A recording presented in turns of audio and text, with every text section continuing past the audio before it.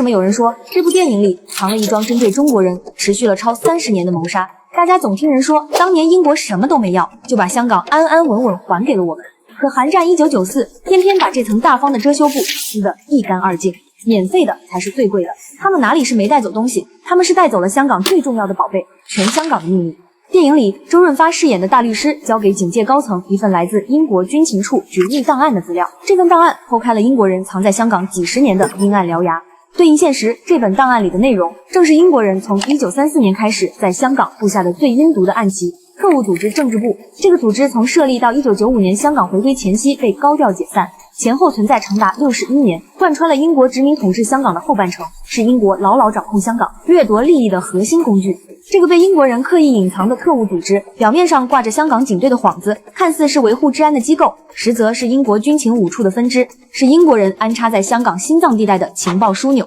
它存在的唯一目的，就是暗中搜集香港各界的核心情报，监控异己力量，像一张无形的黑网，悄无声息地笼罩着香港的每一个角落。同时，利用一些情报，比如某个富豪和女明星有染，比如某个政客和黑色势力有接触，来操控各界人士的行为举止，甚至是立法、选举这一类大型政治活动。在香港回归前，英国人还上演了一场极具欺骗性的虚伪退场戏，高调宣布解散政治部，故意摆出一副全身而退、不留后患的无害姿态。但是他们是真心想彻底退出吗？他们只是怕这些藏了几十年的特务秘密、情报网络被我们掌握，怕自己精心布下的暗棋被彻底拔除，更怕这些见不得光的龌龊勾当被公之于众，所以才故意高调解散，掩人耳目。可暗地里，这场看似坦荡的解散，不过是一场精心策划、心思龌龊的骗局。英国人深谙放长线钓大鱼的道理，通过金钱收买、权力许诺的利益交换，培养了大批核心代理人。这种操控模式并不是个例。那些潜伏多年的特工根本没有撤离香港，反而借着解散的幌子，悄无声息地洗白身份，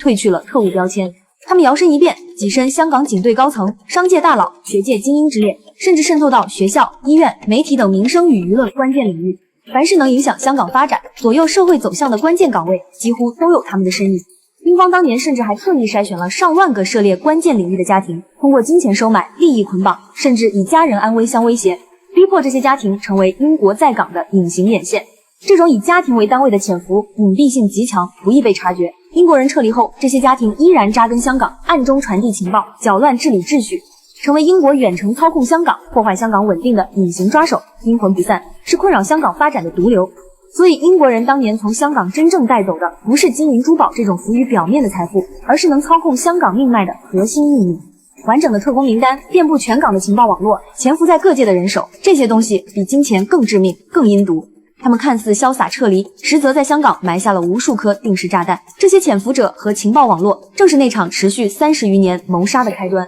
悄无声息地侵蚀着香港的根基。如果说档案里的潜伏者是英国人藏在暗处的暗棋，阴恻恻地盯着香港，那电影里的飞机失事情节，就是他们摆到明面上的抢钱操作。电影中那场惊心动魄的飞机失事不是凭空虚构的，原型正是1993年启德机场的中华航空605号班机事故。一架波音747客机在台风天气降落时冲出跑道坠入海中，造成23人受伤。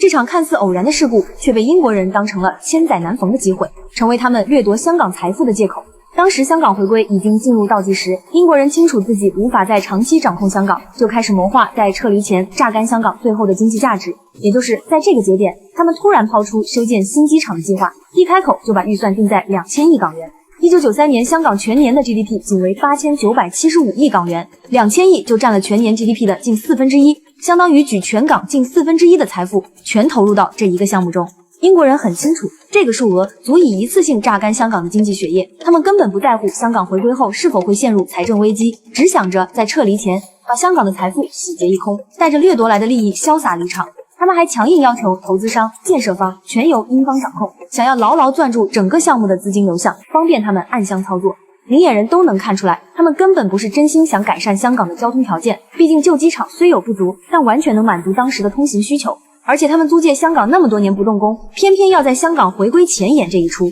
司马昭之心，路人皆知。我方当时果断拒绝了这一不合理要求，可旧机场的这场飞机失事，让英国人找到了完美的突破口。他们对外大肆渲染旧机场的安全隐患，声称不尽快修建新机场，还会有更多人遭遇危险，借着保障民生安全的幌子，强行推进新机场项目，试图将掠夺行为合法化。好在我方始终保持坚定立场，通过多轮斡旋，最终将新机场的造价压缩到1553亿，一定程度上挫败了英国人的抢钱计划。对比之前的韩战系列，韩战1994最直观的变化就在对英国在港阴暗操作的呈现方式上。以往的作品对这些见不得光的勾当始终保持着克制，要么点到为止，要么隐晦暗示，甚至刻意模糊关键细节，不敢深入触碰核心。但到了韩战1994，这种克制被彻底打破，英国人的潜伏算计、财富掠夺、规则操控，全被毫无保留地摆到台面。这种从含蓄到直白的转变，不是单纯的创作风格变化，而是我们国际影响力、国际地位比当年英国人撤离时，比以往任何时候都提升了太多。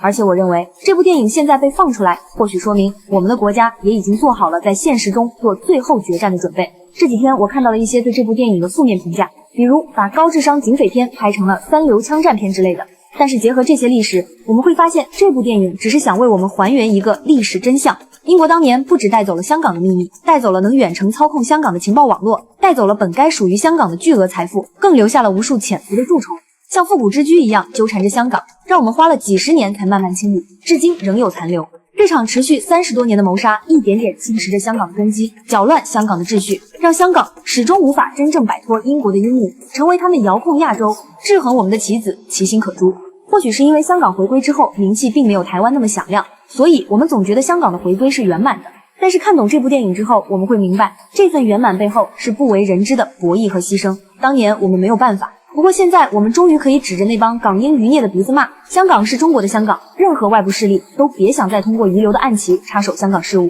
那些持续了30多年的隐性谋杀，终会在我们的强大之下彻底落幕。